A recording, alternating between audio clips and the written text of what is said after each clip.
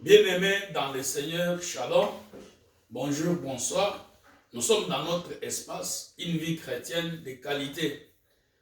Comme vous l'avez certainement observé, ces 2 derniers dimanches, on n'avait pas fait d'émission parce que ma famille est éprouvée. Nous avons perdu notre petite sœur, Georgette Ndaya Kabouya, pendant ces 2 semaines. On recevait les gens qui venaient nous visiter, qui venaient nous soutenir avec les prières, avec les réconforts. Je profite de l'occasion pour dire merci à vous tous et toutes qui êtes venus partager notre douleur et vous qui nous avez réconfortés avec votre soutien matériel et surtout spirituel en cette période difficile qu'a traversée ma famille. Mais nous revoilà pour parler de la parole de Dieu. Et cette parole est inspirée par l'événement que nous venons de connaître, le deuil. La Bible parle du deuil. Mais avant que nous puissions avancer, prenons un moment de prière. Yahweh, notre Dieu et Père, nous venons devant toi, non par nos propres mérites, mais à cause de l'œuvre de la croix où mourit notre Seigneur et Sauveur Jésus-Christ. Nous te supplions de nous remplir de ta grâce, de la puissance et du fait de ton Saint-Esprit. Laisse que les portes pour faire entendre ta parole soient ouvertes et que ta parole puisse produire ce pourquoi tu l'envoies dans la vie de chacun de nous. Au nom de Jésus-Christ. Amen. Bien-aimés dans le Seigneur, notre partage de ce jour sera extrait de l'Évangile selon Matthieu, chapitre 5, verset 4. Matthieu 5, verset 4, nous lisons ceci.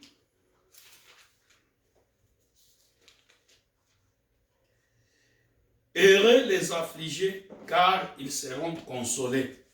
Heureux les affligés, car ils seront consolés. D'autres versions disent, heureux ceux qui pleurent, car ils seront consolés.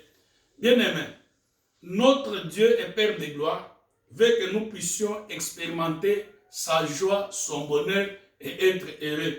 Nous pouvons les lire dans Jean chapitre 15, verset 11. Cependant, nous ne pouvons pas expérimenter la joie de Dieu sans avoir fait le deuil sur nos péchés. Si vous ne pleurez pas sur vos péchés ou sur les péchés des autres, si vous ne vous chagrinez pas sur votre condition pécheresse, c'est que vous n'avez pas compris le pouvoir dévastateur du péché, le pouvoir destructeur du péché. Le péché est un dévastateur. Le péché est un destructeur. Retenons ceci. À cause du péché, nos premiers parents, Adam et Ève, ont perdu la vie de bonheur et de bénédiction que Dieu leur avait destinée. À cause du péché, les Israélites qui étaient sortis de l'Égypte, 600 000 personnes, pour aller dans la terre promise. Seules 2 personnes, Josué et Caleb, sont entrés dans la terre promise. Faites la différence. 600 000 moins 2. Combien sont tombés dans le désert à cause du péché? À cause du péché, un des disciples de Jésus-Christ, qui était même élevé au rang d'apôtre, est allé se suicider. Vous savez de qui je parle? Judas. Le péché est destructeur. Le péché peut détruire chaque domaine de notre vie qu'il touche. Le péché, bien-aimé, est dévastateur. Il peut ruiner votre mariage. Le péché peut détruire la paix dans votre maison. Le péché peut ruiner les ministères. Les hommes et les femmes de Dieu puissants en parole et en acte, qui avaient des grands dons de prophétie, quand ils prêchaient, les cœurs des gens bougeaient. Que ce soit dans ce pays ou bien dans notre pays d'origine, ces gens, les gens disaient que ces gens ont Jésus-Christ. Mais quand le péché est entré dans leur vie, quand le péché est entré dans leur ministère, le péché a fait tomber leur témoignage. Ils n'avaient plus la puissance de rendre témoignage à Jésus-Christ Ils ont perdu la crédibilité aux yeux des gens.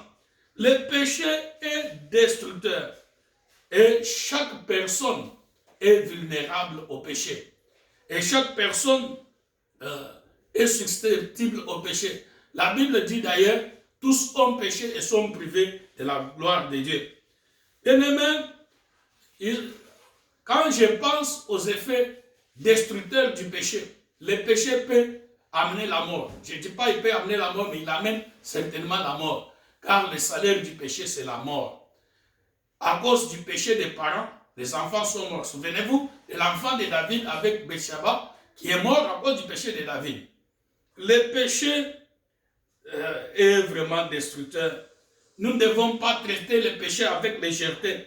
Si vous traitez le péché avec légèreté, vous démontrez que vous n'avez pas compris la gravité, l'énormité du péché dans votre relation avec Dieu. Vous savez, le péché a coûté cher à Dieu. Il a coûté la mort de son Fils unique, notre Seigneur et Sauveur Jésus-Christ. Alors, qu'est-ce que nous devons faire face au péché? La Bible dit, heureux ceux qui pleurent, car ils seront consolés. Quand nous lisons dans Jacques, chapitre 4, versets 8 à 10, la Bible nous dit que ceux qui pleurent et font le deuil, qui sont dans la tristesse à cause de leurs péchés, vont se rapprocher de Dieu. Nous lisons ceci. Approchez-vous de Dieu et il s'approchera de vous. Nettoyez vos mains pécheurs, purifiez vos cœurs, hommes irrésolus. Sentez votre misère, soyez dans le deuil et dans les larmes, que votre rire s'échange en deuil et votre joie en tristesse. Humiliez-vous devant le Seigneur et il vous élèvera. Bien-aimés, vous comprenez les termes que la Bible utilise ici.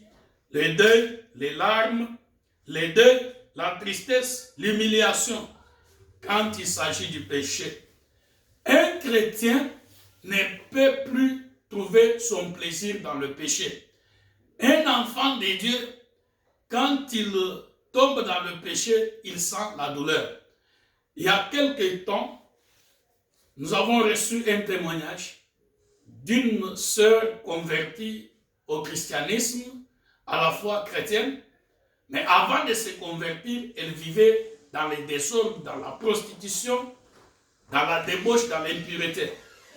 Mais quand elle s'est convertie, elle a abandonné ces choses. C'est une femme belle de figure. Alors il y avait un jeune homme qui disait qu'il allait l'épouser. Alors, ce jeune homme, vous savez ce que les gens font, ils disent qu'ils se préparent au mariage, mais en fait ils cherchent la permission à commencer à pratiquer la fornication, les concubinages avec permission. Alors, ce jeune homme a amené la sœur là dans un lieu où il devrait aller commettre les péchés de la fornication. Quand ils sont arrivés là-bas, cette sœur qui était convertie a commencé à pleurer. Jésus, Jésus, Jésus, Jésus. Elle a pleuré, elle a pleuré. Elle a pleuré. Le garçon a essayé de la calmer, ça n'a pas marché. Il a appelé ses amis, ça n'a pas marché. Ils ont dit peut-être c'est un démon, appelons le pasteur. Ils ont appelé le pasteur est allé là-bas. Et puis, le pasteur parle à la sœur. Et la sœur dit qu'elle sent la douleur devant cet acte, devant ce péché. Voilà comment doit être l'attitude, les sentiments d'un enfant de Dieu vis-à-vis du péché. Un enfant de Dieu ne peut plus trouver du plaisir dans le péché. Il ne peut plus trouver la joie, le calme, la paix quand il commet le péché. Il va se sentir triste, il va se sentir en deuil, il va se chagriner, il va pleurer à cause du péché et demander que Dieu intervienne pour le sauver. Si un enfant de Dieu trouve le plaisir dans le péché, il faut mettre un point d'interrogation pour savoir est-ce qu'il est vraiment converti. Rappelez-nous de Pierre. Dans la nuit où Jésus, notre Seigneur et Sauveur, était jugé, Pierre a pleuré amèrement. Vous savez pourquoi Pierre avait pleuré? C'est parce qu'il avait renié notre Seigneur et Sauveur Jésus-Christ. David, quand Nathan est venu le confronter, David a pleuré. Pourquoi? Parce qu'il avait compris la gravité de son péché. Le péché est destructeur. Un enfant de Dieu doit pleurer sur son péché. Quand quelqu'un pleure sur son péché, ce deuil, cette tristesse, ce chagrin l'amène à la repentance et à la vraie conversion. Quand quelqu'un ne pleure pas sur son péché, même s'il le confesse, il y a des gens qui confessent les mêmes choses et recommencent. Vous savez pourquoi ils le font? Parce qu'ils n'ont pas la tristesse de ce péché. Mais quand quelqu'un pleure vraiment sur son péché, il comprend la gravité du péché, le pouvoir destructeur du péché, il va l'abandonner. La Bible dit, venez à moi, vous tous qui êtes chargés et fatigués, je vous donnerai du repos. Pour qu'il y ait la repentance et la conversion, il faut que la personne se sente fatiguée du péché qu'elle commet. Mais si quelqu'un n'est pas fatigué du péché qu'il commet, il ne peut pas l'abandonner. Je me souviens de quelque chose qui était arrivé quand nous étions au Congo. Il y a un jeune enfant qui est venu à nous. Pasteur, priez pour moi, je suis fatigué de la sorcellerie. Regardez comment je suis maigrichon. Les gens de mon âge ont une grande taille, moi, regardez. Alors, je suis fatigué. Quand les autres dorment, je n'ai pas la paix. Je travaille. Quand il fait froid, je sors dans le froid. Pasteur, priez, je suis fatigué. Je vais abandonner la sorcellerie. J'ai choisi. Nous avons prié pour cet enfant. Nous avons prié. Et Dieu l'a délivré de la sorcellerie. Il l'a rempli et baptisé du Saint-Esprit. Sa vie, la vie de cet enfant a changé. Même sa santé aussi a changé. Parce que le Dieu qui a dit ceux qui sont en Christ sont des nouvelles créatures. Les choses anciennes sont passées. Toutes choses deviennent nouvelles. Et vrai. Alors, mais si quelqu'un ne pleure pas sur son péché, même si vous le prêchez, vous l'amenez à l'église, cette personne n'est pas prête à changer. Elle va toujours dans les mêmes cycles et commencer et recommencer les mêmes choses. Bien-aimés, nous ne devons pas seulement pleurer sur notre péché, nous devons aussi pleurer sur les péchés des autres. Vous vous souvenez, notre Seigneur Jésus-Christ avait pleuré sur l'incrédulité de la ville de Jérusalem. Il y a des chrétiens qui, quand ils apprennent qu'un autre est tombé dans le péché, ils se moquent, ils parlent de ceci ou de cela. Non, ça c'est pas chrétien. Je n'oublierai pas l'expérience dans l'église où nous avons grandi. Il y avait un diacre qui était venu confesser qu'il avait volé l'argent. Il avait volé une offrande qui était faite à Dieu. Mais il fallait voir, et les pasteurs, les anciens, tous les membres de l'église ont commencé à pleurer. Seigneur, pourquoi tu as permis ça? Seigneur, nous te supplions pour cet homme. Nous voulons que tu les transformes. Ils ont pleuré pour les diacres et les diacres. Et là, a été transformé. Mais il y a des chrétiens, vous savez pourquoi il y a même des gens qui refusent de confesser leurs péchés parce qu'ils savent qu'ils vont rencontrer non les pleurs, non la tristesse, non les chagrins, mais ils vont rencontrer des gens qui vont se moquer d'eux, des gens qui vont à gauche, à droite, répandre, oh vous savez, tel, il a fait ça, il a fait ça. C'est pourquoi beaucoup de chrétiens sont bloqués dans le péché à cause de la peur, à cause de l'hypocrisie. Comment va réagir mon église quand elle va apprendre ça? Au lieu de pleurer sur le péché, non, l'église, il y a des gens qui se moquent, il y a des fidèles qui se moquent des pasteurs et les gens sont ainsi bloqués. La Bible dit, heureux ceux qui sont affligés. Dans le monde, nous sommes tous pécheurs, mais il y a deux catégories. Il y en a qui rient de leur péché et du péché des autres. Il y en a qui pleurent pour leurs péchés et qui pleurent pour les péchés des autres. Ces gens-là, Dieu va les consoler. C'est comme nous, quand on pleurait notre jeune sœur, les gens sont venus nous consoler. Ces gens qui pleurent pour leurs péchés, Dieu lui-même va les entourer de son pardon, va les entourer de son amour, de sa consolation et du changement. Et ces gens vont vivre de nouvelles dimensions dans leur relation avec Dieu parce qu'ils ont pleuré. Bien-aimé, un chrétien ne doit plus traiter le péché comme avant. Non, un chrétien ne peut pas sentir les mêmes plaisirs dans le péché que le monde. Vous vous plaisez à aller dans les boîtes de nuit, dans l'alcool, dans le sexe. Il y en a qui pleurent, non pas à cause du péché, mais à cause des conséquences de leur péché. Quelqu'un qui vole, on l'emprisonne. il pleure non pas parce qu'il avait volé, mais parce qu'on l'avait mis en prison.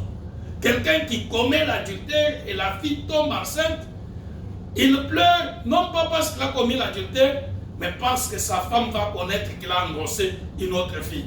Voilà, ça ce n'est pas de ces chagrins, de cette tristesse que Dieu parle. Dieu parle du chagrin et de la tristesse qui est liée au péché. S'il y a des choses dans votre vie que Dieu considère comme péché et qui ne vous chagrinent pas, c'est que le diable vous a anesthésié. Vous devez prier que le Saint-Esprit mette la tristesse selon Dieu dans votre cœur afin que vous puissiez clarifier cette situation devant Dieu. Et s'il y a des péchés dans la vie des autres, ne nous moquons pas d'eux. Pleurons afin que Dieu les aide au nom de Jésus-Christ. Amen.